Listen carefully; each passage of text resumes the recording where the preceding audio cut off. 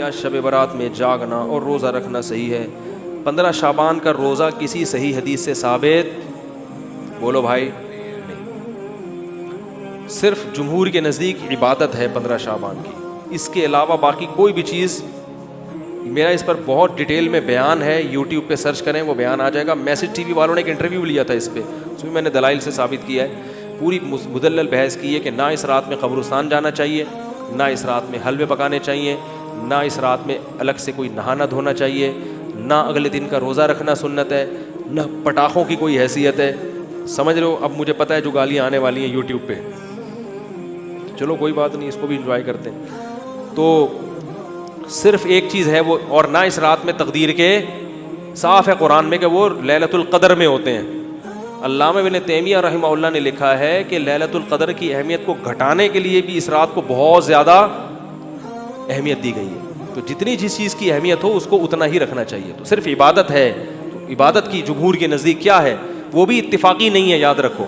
جمہور کا مذہب بہرحال یہی ہے کہ اس رات کو عبادت کرنی چاہیے، اس کی فضیلت دوسری راتوں کی نسبت زیادہ ہے۔ آج کسی صاحب کا فون آیا کہ ہماری والدہ کا معمول رہا ہے اس رات کو دیگیں پکا کے تقسیم کرنے کا، اب والدہ مرحومہ دنیا سے چلی گئی، اب ہم چاہتے ہیں۔ میں نے کہا نہیں پکائیں۔ کہہ رہے کیا دیگ پکانے میں، لوگوں کو، غریبوں کو کھانے کھلانے میں کیا حرج ہے، اس میں کون سی پابندی ہے؟ میں نے کہا پھر آج کھلا دیں، کل کھلا دیں، کیا خیال ہے؟ لوگ یہ بھی کہتے ہیں کہ بھئی آپ صدقات و خیرات سے کیوں روک رہے ہو لوگوں کو؟ بھائی صدقات و خیرات، جیسے لوگ کہتے ہیں نا بکرے کے صدقے میں کیا خرابی ہے، ابھی پھر کوئی صاحب مجھ سے الجھ گئے کہ آپ کیوں کہتے ہو صدقے کا بکرا بدعت ہے، اگر کوئی بکرا کھلا رہا ہے تو کیا خرابی ہے؟ میں نے کہا سوال پیدا ہوتا ہے جب غریب آدمی کو بکرے کے پیسوں میں زیادہ دلچسپی ہے تو آپ کو کیا تکلیف ہے کہ آپ اس کو بکرا کھلائیں؟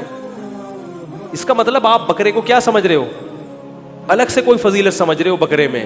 شریعت میں جس چیز کی الگ سے کوئی فضیلت نہ ہو اس کو الگ سے پروٹوکول دینا یہ بدعت ہے یا نہیں ہے؟ غریب آدمی کو کہہ رہے یار 20,000 کا بکرا لے کے دے دیا تم نے مجھے، تو مجھے 20,000 روپے دے دیتے۔ اگر آپ کہتے ہو اس کے کھانے کی حاجت ہے تو راشن ڈلوا دو، 20,000 میں جو راشن ہے، بکرا ایک ٹائم پہ ختم ہو جائے گا، 2 دن چلے گا، اور راشن پورے سال۔ اس کا مطلب یہ ہے کہ بکرا مقصد ہے آپ کا، بکرے کا لیبل لگایا جا رہا ہے، صدقے کا لیبل لگایا جا رہا ہے، مقصد کیا ہے؟ ارے بھائی، تو اس لیے وہ کہنے لگے کہ میں 15 شعبان کو چاہتا ہوں غریبوں میں دیگ تقسیم کروں، تو صدقے میں حرج کیا ہے؟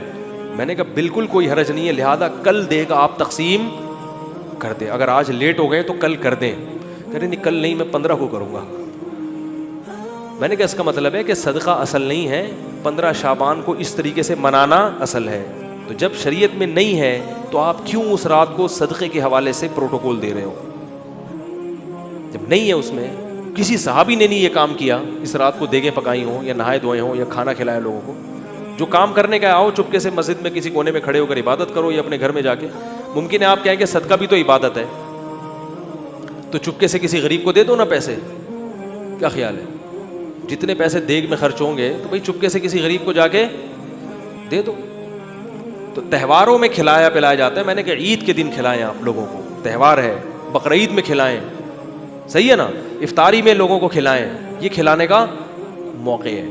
آپ 15 شعبان کی رات کو پبلک کو جب خوب مرغن غذائیں کھلائیں گے تو وہ عبادت کے لائق، وہ مرغے کھا کے کیا کریں گے؟ ٹن ہو جائیں گے۔